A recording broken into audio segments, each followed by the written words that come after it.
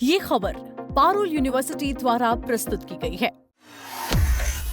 Crypto currency को कानूनी मान्यता को लेकर काफी समय से बहस चली आ रही है। इसी बीच भारतीय रिजर्व बैंक ने एक संसदीय समिति को बताया कि क्रिप्टो करेंसी जैसी वर्चुअल डिजिटल एसेट्स भारत जैसी उभरती अर्थव्यवस्था के लिए खतरा हैं और देश में ऐसी एसेट्स को कानूनी मान्यता नहीं दी जानी चाहिए।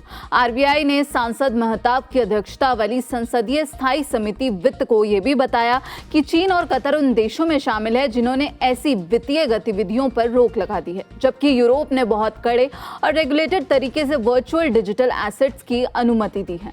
आरबीआई के डिप्टी गवर्नर रोहित जैन और एग्जीक्यूटिव डायरेक्टर पी वासुदेवन ने केंद्रीय बैंक की ओर से बीजेपी सांसद महताब की अध्यक्षता वाली वित्त मामलों की संसदीय स्थायी समिति के सामने अपनी बात रखी।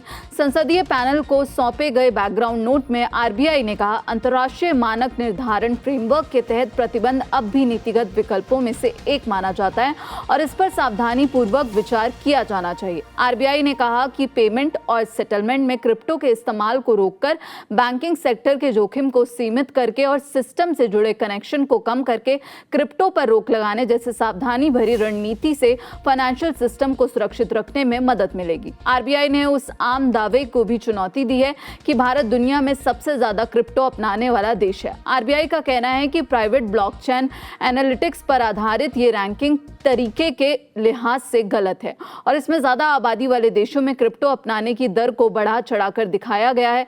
बता दें कि यह वर्चुअल डिजिटल एसेट्स पर बनी समिति की 7वीं बैठक थी। अब तक समिति ने department of economic affairs, FIU, CBDT और वीडीए क्षेत्र की कई प्राइवेट कंपनियों से जानकारी और सबूत लिए हैं। महताब ने ईटी को बताया, हम जल्द ही इस पर अपनी रिपोर्ट पेश कर सकते हैं।